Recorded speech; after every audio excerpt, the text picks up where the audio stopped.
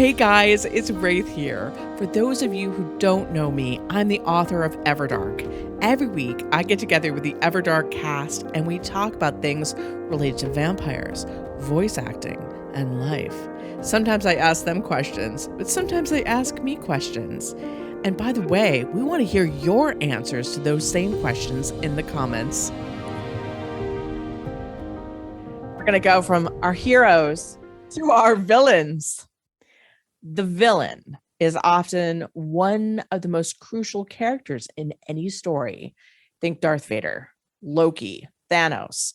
If you have an interesting multidimensional villain, almost everything else can fall down and the story will still hold up. It does not matter. If you have that villain down, holy cow. We are going to meet Vampire Preceptor Caemorn Losis, this upcoming chapter, our ostensible, at least, villain, and his accomplice, Vampire Confessor Fiona Darksilver. So I really want to know, Hannah and Bruno, what's it like to play them? And what do you think the other character is going to feel about them? For example, especially Balthazar, who has such a deep connection to them both. You know, Fiona's super interesting to me because she's really an other. And I think she's not as much of an other as Arceus is, who is her mentor and possibly love of her life. I don't know. Spoilers. I don't know. Her mentor, at least, her teacher. And she's lost her sense of self when she lost Arceus. She is sort of floating in between worlds, unsure of who she is anymore. And so I think that she would find connection with Tally House and with someone like Caemorn, who's also another, who's also outside of the community, outside of the norm. She's very much an other. I think you're right. She has never truly fit in, and there are reasons for that, as we'll discover. And the one person whom she felt such great love and respect for left.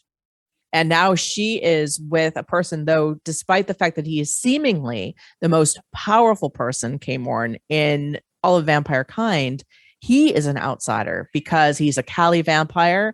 And his genuine, I would say, personality is one that says, I could kill all of you and walk away and feel nothing. Do what I want, do what I say. But he's more complicated than that, too, as we'll find out. It was very important to me. It was really funny because Hannah, I had told her he was the villain, but Hannah didn't realize that because he comes in a little bit later in the story. And she was like, really? I'm like, oh, no. You don't understand. Not only is Caemorn our villain, he actually becomes, in Everdark Academy, one of the biggest fan favorites and biggest pivot points. So you have great shoes to fill. Oh, dear. So what did you think playing a villain? Did you like the idea of playing a villain? Oh, yes. I don't think any actor would ever turn down the opportunity to play a villain. They're usually so much more interesting, a lot of fun.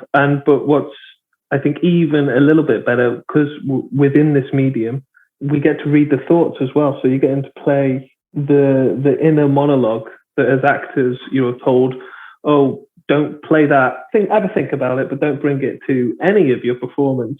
And now within doing an audiobook, you're doing the dialogue and you do it a certain way for effect, and then you get to reveal, what's going on inside the head, and it's an opportunity for something different. So it's very exciting, and to play the different levels.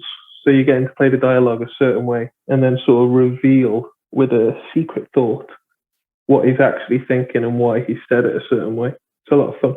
That's brilliant. Yeah, because truly, Caemorn is multidimensional, as is Fiona. We needed someone who really could inhabit a role that is not necessarily sympathetic at first. People are constantly, by the way, trying to find Caemorn a boyfriend or a girlfriend or somebody. Believe me, that's how much they adore him now, even though he is the villain. So we just needed someone as good as you, Bruno. We needed them to love you, and they will, I'm sure. I hoped you liked this behind-the-scenes discussion with the cast and crew of the Everdark podcast. If you want to join the conversation, come to YouTube and tell us what you think in the comments. And just so you know, I'm not the only one reading the comments. The entire cast is too, and they're very eager and excited to hear from you. If you are already listening on YouTube, Be sure to like and subscribe to get notified when the next episode of Everdark comes out.